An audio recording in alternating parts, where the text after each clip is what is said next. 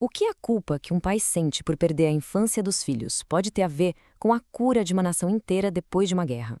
Bom, à primeira vista parece uma comparação bem estranha, né? Mas nessa análise, a gente vai descobrir uma conexão surpreendente. Vamos explorar como esse desafio de reconstruir relacionamentos, seja dentro de casa ou entre países, segue um caminho que é, no fundo, o mesmo para todo mundo. Para começar, vamos mergulhar no nível mais pessoal de todos. Um sentimento que muitos pais têm, mas que, olha, quase ninguém fala abertamente sobre isso. Essa fala é do Dr. Vijay Roach, o médico super bem-sucedido, confessando que ele mesmo chama de culpa de pai. Ele conta que, às vezes, olha para crianças pequenas e tenta, sem sucesso, lembrar das covinhas nas mãos dos próprios filhos quando eram bebês. E não conseguir lembrar, isso traz um sentimento de culpa imenso. E o que é bem interessante aqui é que o Dr. Roach explica que isso não foi uma escolha, sabe? Não foi uma decisão do tipo, vou priorizar a carreira. Foi um processo passivo. Era simplesmente o que se fazia na época, acordar e trabalhar, ganhar a vida. Ele não parou para pensar que ser pai era uma parte ativa da vida dele e por isso acabou dando mais atenção a coisas que hoje ele vê que não importavam tanto. A luta do Dr. Roach não é um caso isolado, não. Ela faz parte de uma renegociação muito, mas muito maior dos papéis da paternidade nas famílias de hoje. Vamos ver como isso está acontecendo numa escala mais ampla. Uma análise do Instituto Nacional de Saúde dos Estados Unidos entrevistou pais de vários lugares, Canadá, Estados Unidos, Austrália, Gana, China, e descobriu que ser pai hoje é um mosaico de experiências. Não tem mais um modelo único para seguir, uma cartilha. E esse slide aqui mostra isso perfeitamente. De um lado, a gente tem o Mason, um pai americano que se vê como provedor financeiro, sabe? Aquele que faz o sacrifício pela família. Do outro, Tal Harper, que viu a paternidade como uma chance de largar uma cultura super masculina que nunca fez sentido para ele, e aí ele pôde abraçar um lado mais cuidador.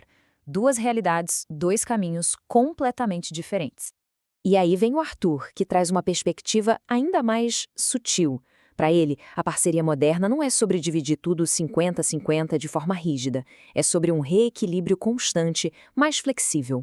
Ele diz que essa divisão engessada é, na verdade, injusta, porque não dá espaço para as necessidades de cada um mudarem com o tempo. E aqui a gente chega no ponto central. Toda essa negociação complexa dentro da família, essa tentativa de equilibrar papéis, reconhecer erros do passado e achar um novo jeito de seguir em frente. E se esse mesmo processo, só que numa escala gigantesca, fosse a chave para curar as feridas mais profundas de uma sociedade? A mudança de escala nossa, é brutal. A gente sai do arrependimento de um pai e cai nas ruínas de uma nação. A imagem na nossa frente é o resultado de um conflito violento, onde a tarefa de reconstruir tudo parece quase impossível. Como é que uma sociedade sequer começa a se recuperar de algo assim? A resposta está num conceito formal, uma estrutura que ajuda a lidar com o legado de violência em massa. Vamos entender o que é, afinal, a reconciliação. Segundo o manual da International IDEA, reconciliação não é um objetivo final, um ponto de chegada, mas sim um processo contínuo. E o ponto principal é esse: se trata de redesenhar o relacionamento. Não é sobre fazer as pessoas se amarem, mas sim sobre encontrar um jeito de coexistir. E este slide aqui é ótimo para esclarecer umas confusões. Reconciliação não é uma desculpa para a impunidade ou para esquecer o que aconteceu. Muito pelo contrário. É um processo de reconhecer, lembrar e aprender com o passado. É sobre reconstruir relações e buscar uma visão de futuro, algo que, e isso é crucial, não pode ser forçado. Agora, vamos conectar os pontos. Como é que os princípios para curar relacionamentos se aplicam tanto no nível da família quanto no de um país inteiro? Olha, o processo de reconciliação se apoia em 4 pilares que estão totalmente conectados. A verdade, para que o passado seja conhecido. A justiça, para que os responsáveis paguem pelo que fizeram. A cura, tanto individual quanto coletiva.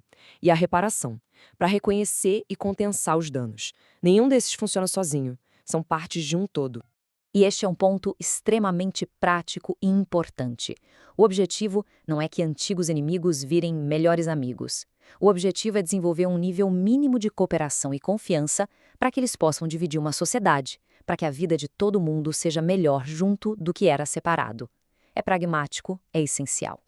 E não tem atalho, gente. As fontes deixam bem claro que esperar resultados rápidos está fadado ao fracasso. A reconciliação exige uma mudança profunda na sociedade inteira, um processo que pode durar gerações.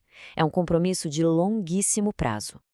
Então, fechando o círculo, a gente vê que tanto a luta de um pai para se reconectar com os filhos, quanto a de uma nação para superar um conflito, elas compartilham um caminho fundamental. No fim das contas, tudo se resume a isso aqui.